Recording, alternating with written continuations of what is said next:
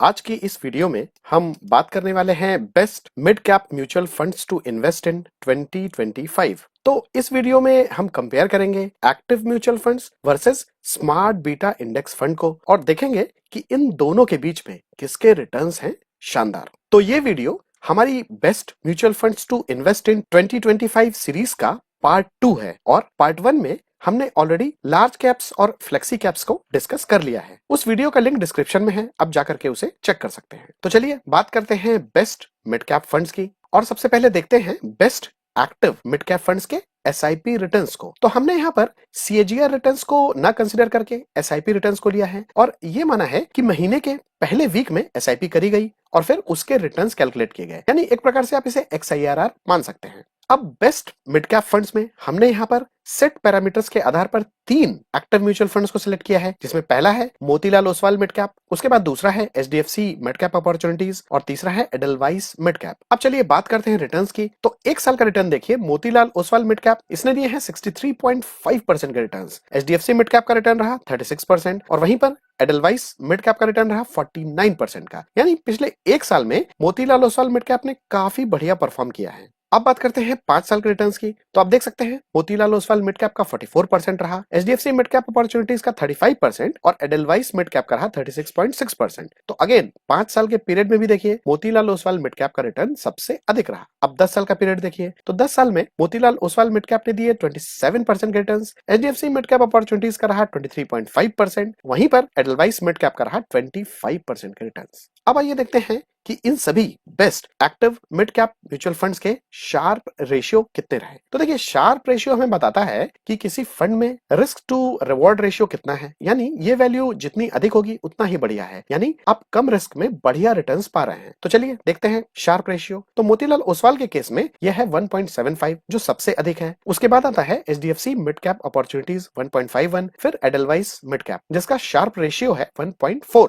यानी इस हिसाब से देखा जाए तो मोतीलाल ओसवाल मिड कैप ऐसा फंड है जिसका रिस्क रिवॉर्ड रेशियो सबसे बढ़िया है। अब आइए बीटा की बात करें। बीटा यानी फ्लक्चुएशंस, और यह 1 से कम होना चाहिए और उसके अलावा भी अगर यह जितना कम है उतना ही कम फ्लक्चुएशन उस म्यूचुअल फंड में होगा। तो आप देख सकते हैं कि मोतीलाल ओसवाल मिड कैप में बीटा वैल्यू है 0.84, वहीं पर एचडीएफसी में है 0.86 और एडलवाइस में है 0.90। इस हिसाब से देखेंगे तो सबसे कम फ्लक्चुएशंस हो रही है मोतीलाल ओसवाल मिड कैप में और रिटर्न्स भी उसके ज्यादा हैं। अब बात करेंगे वर्स्ट ड्रॉडाउन की, यानी पिछले 10 सालों में ऐसा पीरियड जब इन एक्टिव म्यूचुअल फंड्स ने सबसे अधिक गिरावट देखी। तो ये पीरियड हमने लिया है अप्रैल 2019 से लेकर के अप्रैल 2020 का, यानी ये कोविड का पीरियड है। तो उस समय आप देख सकते हैं कि मोतीलाल ओसवाल मिड कैप गिरा -26.7%, एचडीएफसी गिरता है -32.5 और एडलवाइस में गिरावट होती है -27.8% की। तो अगेन आप देख सकते हैं कि मोतीलाल ओसवाल मिड कैप में डाउनसाइड प्रोटेक्शन काफी बढ़िया है, क्योंकि इसमें गिरावट सबसे कम हुई है जब ओवरऑल मार्केट काफी ज्यादा टूट गया था कोरोना पीरियड में, और इसीलिए आप देख सकते हैं कि मोतीलाल ओसवाल मिड कैप का शार्प रेशियो सबसे अधिक है। अब बात करते हैं एक्सपेंस रेशियो की। तो आप देख सकते हैं मोतीलाल ओसवाल मिड कैप का एक्सपेंस रेशियो है 0.57%, एचडीएफसी का है 0.74 और वहीं पर एडलवाइस का है 0.40%। तो इन तीनों में एचडीएफसी मिड कैप अपॉर्चुनिटीज का एक्सपेंस रेशियो सबसे अधिक है। और आप देख सकते हैं अगर हम एयूएम की बात करें तो मोतीलाल ओसवाल मिड कैप का एयूएम है 22,900 करोड़ का, एचडीएफसी का है 76,000 करोड़ का, यानी एचडीएफसी मिड कैप काफी फेमस फंड है और इसमें काफी सारा पैसा निवेशकों का लगा है। वहीं पर एडलवाइस का देखिए 8280, यानी इन तीनों में एडलवाइस मिड कैप फंड का एयूएम सबसे कम है। अब आइए इन एक्सआईआरआर रिटर्न्स के बाद में हम लोग बात करते हैं रोलिंग रिटर्न्स की, जिससे कि आपको पिक्चर और अधिक क्लियर हो जाएगी। तो सबसे पहले हम लोग बात करेंगे 1 ईयर रोलिंग रिटर्न्स की 10 ईयर के बेसिस पर। तो यहाँ पर आप देख सकते हैं कि हमने इन तीनों म्यूचुअल फंड्स को कंपेयर किया है और साथ ही साथ में ये कुल मिड कैप कैटेगरी का डेटा भी यहाँ पर दिया हुआ है। तो ओवरऑल आप चार्ट यहाँ पर देख सकते हैं और समय समय पर ये ऑरेंज वाली लाइन, यानी यहाँ पर देखिए, उसके बाद में ये पीरियड और ये पीरियड ये थोड़ा सा ऊपर दिख रहा होगा आपको, यानी इन समय में एडलवाइस का रिटर्न सबसे अधिक रहा। उसके बाद में होता क्या है कि 2021 के बाद में देखिए थोड़ा सा डाउन हो गया है और वहीं से ही ये ग्रीन वाला लाइन जो कि Motilal Oswal mid cap fund का है ये ऊपर हो गया है, यानी Motilal Oswal mid cap fund ने हाल ही में अच्छे रिटर्न्स देने शुरू किए हैं। अब आप इन तीनों का एवरेज रिटर्न देखिए तो एडलवाइस मिड कैप का एवरेज रोलिंग रिटर्न्स रहा 22.58, एचडीएफसी का रहा 21.92 और मोतीलाल ओसवाल का रहा 22.25। यानी मोर और लेस आप देखेंगे तो रोलिंग रिटर्न्स बेसिस पर तीनों के लगभग बराबर रहे। वैसे एचडीएफसी मिड कैप अपॉर्चुनिटीज के रिटर्न्स थोड़े से कम रहे। अब आप ये डेटा देखिए ग्रेटर देन 20%, यानी इन 10 सालों में एक साल के रोलिंग बेसिस पर अगर हम रिटर्न्स की बात करें तो कितनी बार उस पर्टिकुलर म्यूचुअल फंड ने 20% से अधिक बार रिटर्न दिए हैं। तो एडलवाइस ने 45% बार 20% से अधिक रिटर्न दिए, एचडीएफसी ने 46% बार, वहीं पर मोतीलाल ओसवाल ने 44.86% बार। तो मोर और लेस ये डेटा भी लगभग सिमिलर ही है। तो एक तरह से कह सकते हैं कि एक साल के रोलिंग बेसिस पर हमें उतनी इंफॉर्मेशन नहीं मिल रही है। तो एक काम करते हैं कि रोलिंग पीरियड को बढ़ाते हैं और एक साल से 5 साल करते हैं। तो ये देख सकते हैं आप, ये 5 साल का रोलिंग बेसिस का रिटर्न्स है। अब आप एवरेज रिटर्न देखिए इन 5 साल के रोलिंग बेसिस पर, तो एडलवाइस का रिटर्न रहा 17.95, एचडीएफसी मिड कैप अपॉर्चुनिटीज का रहा 16.13 और मोतीलाल ओसवाल का रहा 16.52। अब यहाँ पर आपको कुछ अंतर दिख रहा होगा और यहाँ पर एडलवाइस का रिटर्न सबसे अधिक है 17.95, यानी लगभग 18% के बराबर। पर आप यहाँ पर देख सकते हैं कि इस पॉइंट से ये ग्रीन वाली लाइन ऊपर है जो कि Motilal Oswal mid cap fund की है और इससे पहले ये ऑरेंज वाली लाइन ऊपर थी जो कि एडलवाइस की थी। यानी एडलवाइस की परफॉर्मेंस अभी हाल ही में थोड़ी सी डाउन हुई है पर वो सेकंड नंबर पर है, आप यहाँ पर क्लियरली देख सकते हैं। और एचडीएफसी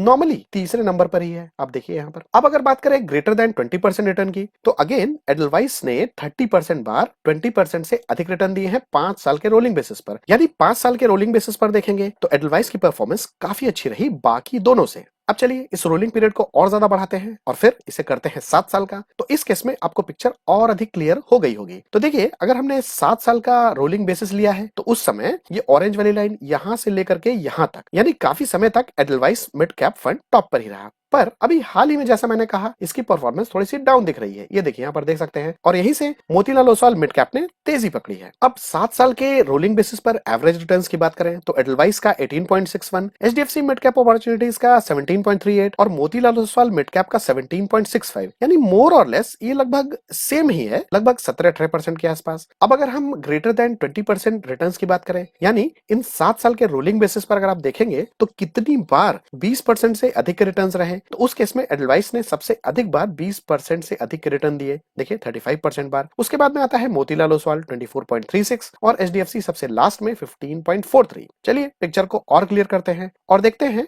और लॉन्ग टर्म बेसिस पे, यानी 10 साल का रोलिंग पीरियड। इस केस में पिक्चर आपको एकदम क्लियर हो जाएगी। यानी जैसे हमने कुल पीरियड को लंबा कर दिया तो सबसे टॉप पर रहा यहाँ पर Motilal Oswal mid cap fund, सबसे टॉप पर। सेकंड नंबर पर एडलवाइस मिड कैप और थर्ड नंबर पर आप देख सकते हैं एचडीएफसी मिड कैप अपॉर्चुनिटीज। अब 10 साल के रोलिंग बेसिस पर, यानी जब हमने स्पैन लंबा किया तो उस समय एवरेज रिटर्न्स देखिए एडलवाइस का 21.58, एचडीएफसी मिड कैप अपॉर्चुनिटीज का 20% और मोतीलाल ओसवाल का 22.54। यानी बीच बीच में शॉर्ट टर्म पीरियड में एडलवाइस के रिटर्न्स अच्छे रहे, मगर जब हम लॉन्ग टर्म का पर्सपेक्टिव लेते हैं तो उस टाइम में Motilal Oswal mid cap fund का रिटर्न बढ़िया हो गया है, आप देखिए 22.54। अब अगर हम लोग यहाँ पर इन 10 सालों के रोलिंग बेसिस पर ग्रेटर देन 20% रिटर्न की बात करें तो एडलवाइस ने भी 100% बार 20% से अधिक रिटर्न दिए हैं और मोतीलाल ओसवाल ने भी 100% बार 20% से अधिक रिटर्न दिए हैं, मगर एचडीएफसी मिड कैप अपॉर्चुनिटीज ने 60% बार ही 20% से अधिक के रिटर्न्स दिए हैं। तो आप मुझे कमेंट करके बताइए कि आपके हिसाब से best active mid cap mutual fund कौन सा है। तो ये तो हो गई best active mid cap mutual funds की बात। अब आइए बात करते हैं best smart beta mid cap index fund के बारे में। तो यहाँ पर मिड कैप कैटेगरी में हमने 3 इंडेक्स और उनसे जुड़े हुए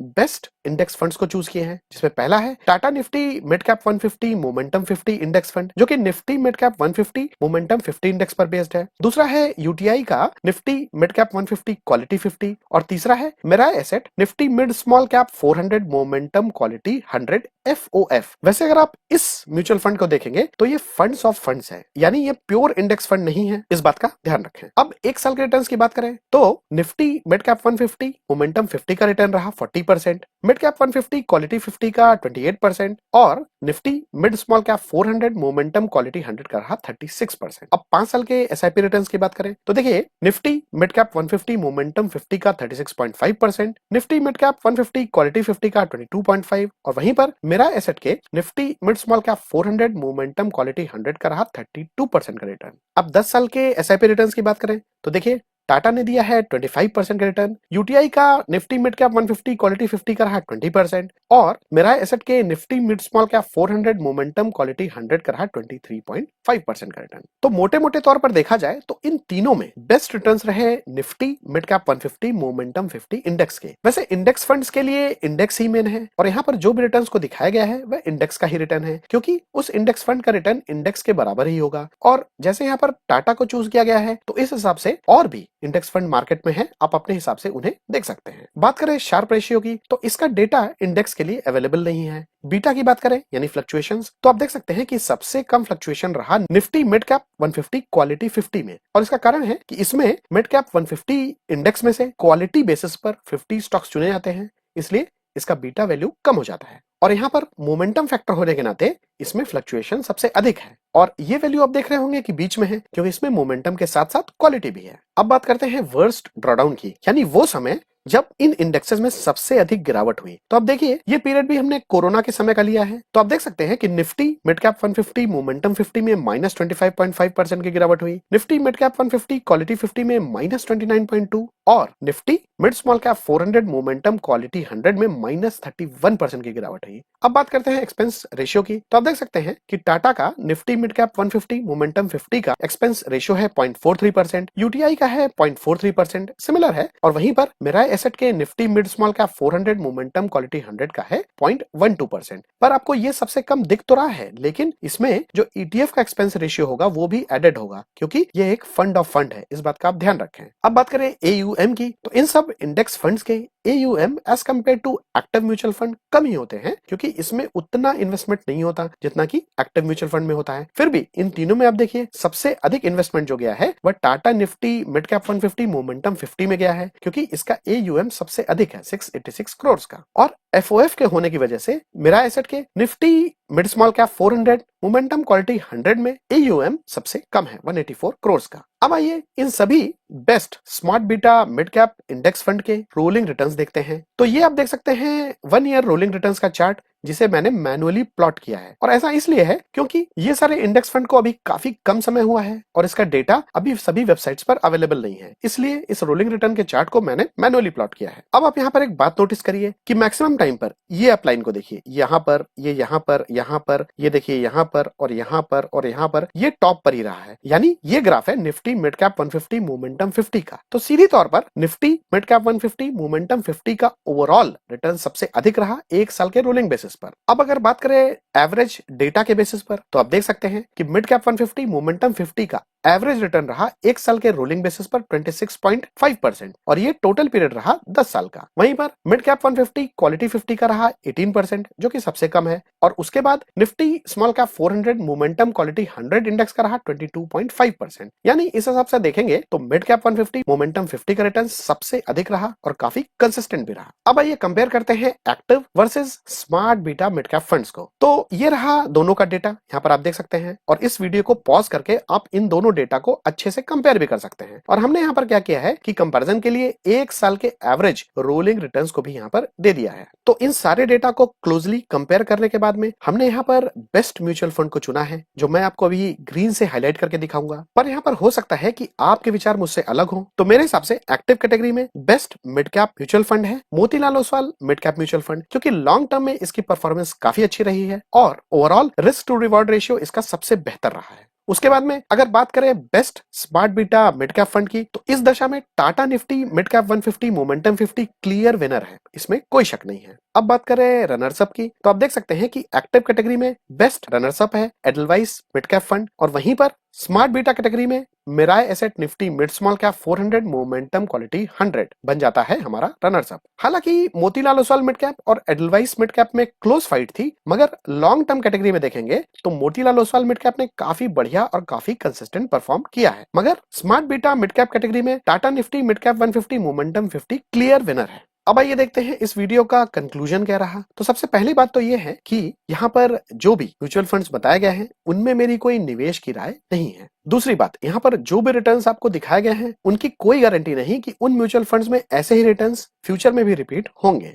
अब यहाँ पर ध्यान देने वाली बात यह है कि जब भी आप एक्टिव म्यूचुअल फंड्स को स्टडी करते हैं तो साथ ही साथ में उसके corresponding smart beta index fund या फिर ईटीएफ्स को भी स्टडी जरूर करें। हो सकता है कि इन स्मार्ट बीटा इंडेक्स फंड्स के रिटर्न एक्टिव म्यूचुअल फंड से भी बेहतर हो। वैसे भी अगर आप देखेंगे तो नॉर्मली स्मार्ट बीटा फंड्स या फिर ईटीएफ के जो एक्सपेंस रेशियो होते हैं वह एक्टिव म्यूचुअल फंड से नॉर्मली 30 से 50% तक कम होते हैं, तो इसका लॉन्ग टर्म में काफी फायदा हो सकता है। तो मिड कैप कैटेगरी में आपने देखा कि स्मार्ट बीटा इंडेक्स एक इक्विवेलेंट ऑप्शन हो सकता है एक्टिव म्यूचुअल फंड्स के, अगर हम लॉन्ग टर्म ऑप्शन की बात करें तब। वैसे पर्सनली अगर आप मुझसे पूछें तो मेरी पर्सनल प्रेफरेंस होने वाली है Nifty mid cap 150 momentum 50 index, जिसका परफॉर्मेंस पिछले 10 सालों में काफी बढ़िया रहा है। वैसे अगर आप बेस्ट मिड कैप फंड्स के अलावा सभी कैटेगरीज के बेस्ट स्मार्ट बीटा ईटीएफ्स के बारे में जानना चाहते हैं तो देखने ना भूलें ये इंफॉर्मेटिव वीडियोस।